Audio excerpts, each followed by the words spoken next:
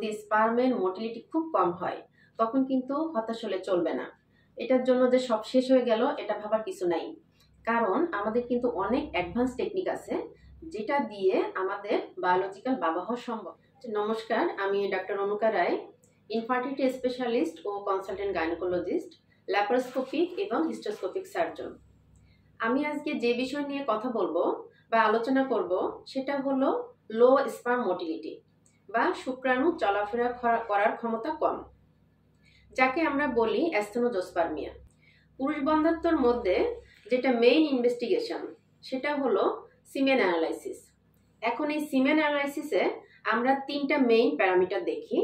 একটা হচ্ছে স্পার্মের কাউন্ট, আরেকটা হচ্ছে স্পার্মের মোটিলিটি বা শুক্রাণু চলাফেরা করার ক্ষমতা, এবং থার্ড যেটা দেখি সেটা হচ্ছে মরফোলজি।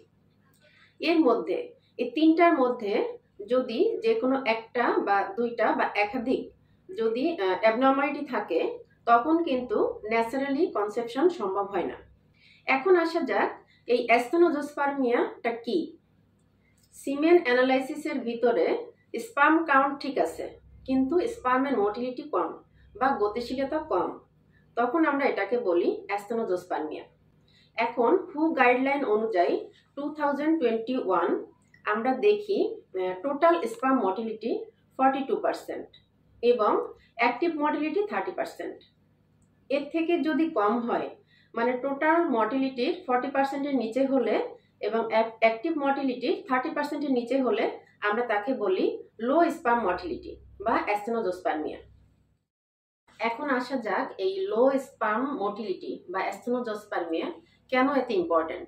কাউন্ট ঠিক আছে কিন্তু মোটিলিটি কম, এটা কেন দরকার, এটা ইনফার্টিলিটির কেন একটা কারণ। এখন আমরা আসি একটা বেসিক অ্যানাটমি বা কিছু বেসিক জিনিস জেনে নেই। সেটা হলো এই যে এখানে হচ্ছে ইউট্রাস, ফ্যালোপিয়ান টিউব, ওভারি। এখন দেখা যাক এই ওভারি থেকে একটা বের হয়ে ফ্যালোপিয়ান টিউবে আসে এবং এটা অ্যাম্পুলারি রিজিয়নে থাকে। ইজাকুলেশনের পর এখান থেকে ভ্যাজাইনা এবং ইউট্রাস পাস হয়ে স্পার্মটা ফ্যালোপিয়ান টিউবে আসে এবং এখানে ফার্টিলাইজেশন হয়। এখানে একটা 2 থেকে 3 দিন ওয়েট করে, তারপর ইউট্রাসে যে ইমপ্লান্টেশন হয়।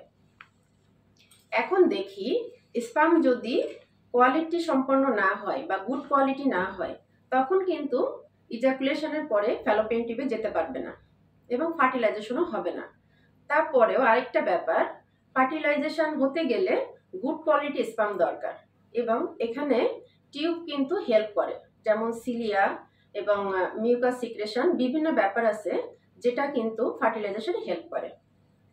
ইজাকুলেশনের পর স্পার্মের মোটিলিটি কিন্তু কমতে থাকে এবং 2 ঘন্টা পর একেবারে জিরো হয়ে যায়। এই জন্য যদি স্পার্মের মোটিলিটি কম থাকে তাহলে কিন্তু ফার্টিলাইজেশন টাইমলি হয় না এবং ইনফার্টিলিটি ডেভেলপ করে। এখন যদি কোনো পেশেন্ট এসে বলে, সিমেন অ্যানালাইসিসের রিপোর্ট নিয়ে বলে, ম্যাম আমার তো স্পার্মের কাউন্ট ঠিক আছে কিন্তু মোটিলিটি কম, এখন কি করব, চিকিৎসাটা কি, আদৌ কি আমি বাবা হতে পারবো? প্রথমে আমি বলবো যে আপনি কতদিন গ্যাপ দিয়ে সিমেন অ্যানালাইসিস করেছেন।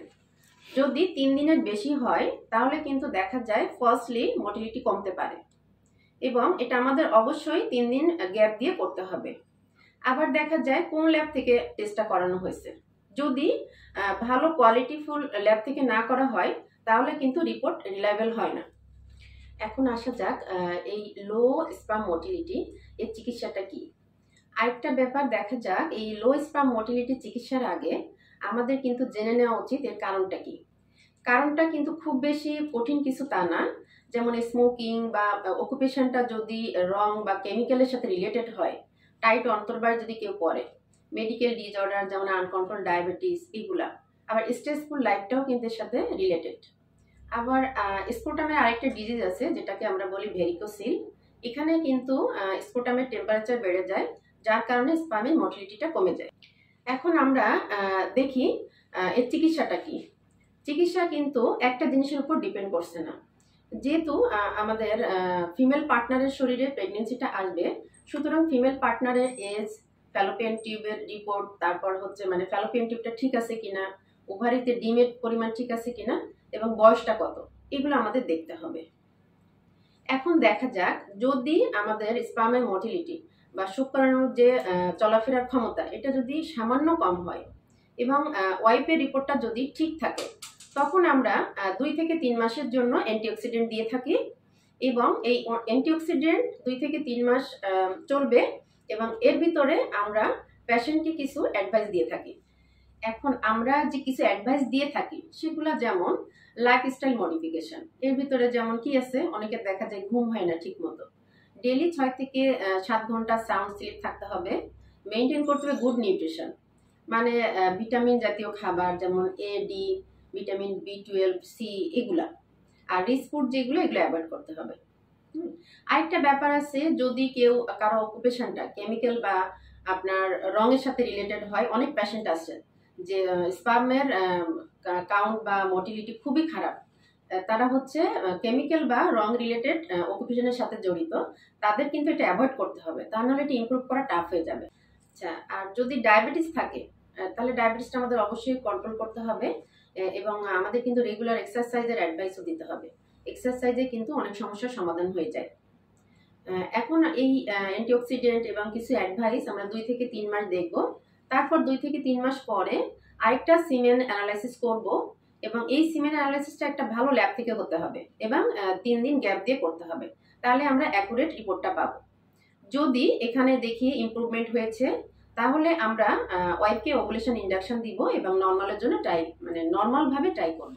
এখন যদি স্পার্মের মোটিলিটি খুব কম হয়, তখন কিন্তু হতাশ হলে চলবে না। এটার জন্য যে সব শেষ হয়ে গেল এটা ভাবার কিছু নাই, কারণ আমাদের কিন্তু অনেক অ্যাডভান্স টেকনিক আছে যেটা দিয়ে আমাদের বায়োলজিক্যাল বাবা হওয়া সম্ভব, যেমন ইক্সি, এটা একটা বিশেষ ধরনের আইভিএফ। যদি এটাতেও না হয় তাহলে কিন্তু টেশার এবং পেশার মাধ্যমে বাবা হওয়া সম্ভব। সুতরাং সবাই আমরা আশা রাখি লো স্পার্ম মোটিলিটি হলেই যে সব শেষ হয়ে গেল এটা না। সবাই সুস্থ থাকুন, ভালো থাকুন, ধন্যবাদ সবাইকে।